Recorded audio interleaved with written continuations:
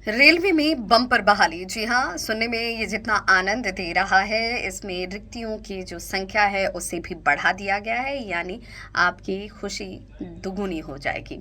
Railway भर्ती परीक्षा की तैयारी करने वाले तमाम उम्मीदवारों के लिए अच्छी खबर है। रेलवे भर्ती बोर्ड, जिसे आरआरबी के नाम से जाना जाता है, उसके द्वारा 2024 फरवरी में निकाली गई असिस्टेंट लोको पायलट भर्ती की रिक्तियों को बढ़ा दिया गया है। आरआरबी ने नोटिस जारी कर इसकी जानकारी दी है।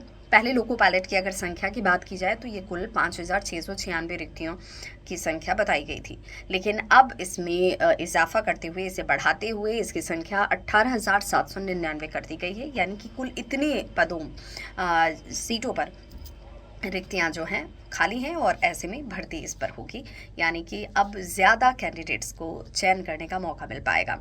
इन भर्ती की अगर आवेदन प्रक्रिया की बात की जाए तो ये प्रक्रिया 19 फरवरी 2024 तक चली थी और आरआरबी भर्ती बोर्ड द्वारा जारी आधिकारिक नोटिफिकेशन में रिवाइज्ड वैकेंसी की जोन वाइज डिटेल्स दी गई है।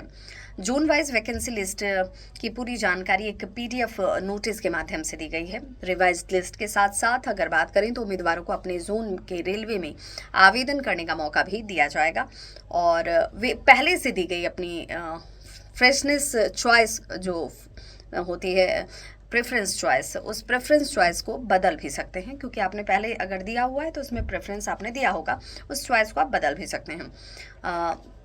नोटिस में क्या कुछ लिखा गया है उसकी भी जानकारी आपको दे दी। उम्मीदवारों को सलाह दी गई है कि वे चुने गए आरआरबी के अपने विकल्प को संशोधित करें। संशोधित कैसे करेंगे? संशोधन के लिए लिंक शीघ्र ही कुछ समय के लिए लाइव होगा, यानी कि आपको वो लिंक दिखाया जाएगा, वो आपको तभी उसे क्लिक करना है। उम्मीदवारों को ये भी सलाह दी गई है कि वे नियमित रूप से आधिकारिक वेबसाइट जो है उसे चेक करते रही। आरआरबी एएलपी 2024 एग्जाम के होने की संभावित तिथि जो है अगस्त में है। सीबीटी का पहला चरण पास करने वाले उम्मीदवार ही सीबीटी के दूसरे चरण में जा पाएंगे। दूसरे चरण का सीबीटी पास करने वाले उम्मीदवार ही सीबीएटी एग्जाम्स में बैठ पाएंगे। सीबीटी का पहला चरण लिखित होगा, जिसकी अवधि 1 घंटे तय की गई है। परीक्षा में कुल 75 प्रश्न पूछे जाएंगे, जिसमें प्रत्येक सवाल 1 नंबर का होगा। मैथ्स के 20 सवाल होंगे, रीजनिंग के 25 सवाल होंगे, जनरल साइंस के 20 प्रश्न होंगे और करंट अफेयर्स के 10 सवाल पूछे जाएंगे। अब पहले चरण में क्वालिफाई होने के लिए जनरल कैटेगरी के उम्मीदवारों के जो प्रतिशत है वो 40% है। ओबीसी उम्मीदवारों को 30%, एससी उम्मीदवारों को 30%, एसटी उम्मीदवारों को 25% अंक लाने अनिवार्य किए गए हैं। तो ये क्लियर हो गया कि आपको अंक कितने हासिल करने हैं। तो ये आंकड़ा है। अब हर गलत जवाब अगर आपकी तरफ से जो अगर हुआ तो उसके मार्क्स कितने कटेंगे, इसमें नेगेटिव मार्किंग भी है। तो हर गलत जवाब पर 1/3 यानी कि 1/3 अंक की नेगेटिव मार्किंग की जाएगी। सीबीटी के दूसरे चरण में वही उम्मीदवार बैठ पाएंगे जो सीबीटी का पहला चरण पास करेंगे, क्वालिफाई करेंगे।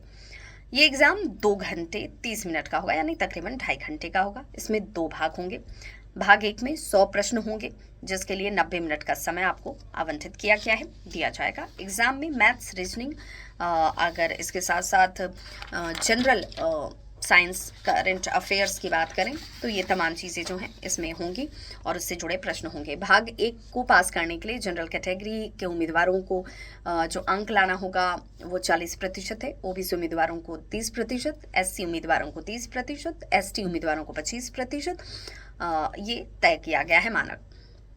अब आरआरबी एएलपी सिलेक्शन प्रोसेस 5 चरण में तय किए गए हैं। जो नियुक्ति की प्रक्रिया यानी कि भर्ती की प्रक्रिया जो है वो 5 चरणों में होगी। पहले चरण में कंप्यूटर बेस्ड टेस्ट होगा, जिसे सीबीटी 1 का नाम दिया गया है। पहले चरण में कंप्यूटर बेस्ड टेस्ट सीबीटी 1, दूसरे चरण में computer based test CBT 2, computer based aptitude test CBAT जिसे कहते हैं वो होगा, डॉक्यूमेंट वेरिफिकेशन और उसके बाद मेडिकल और उसके बाद आपके हाथ में ज्वाइनिंग लेटर।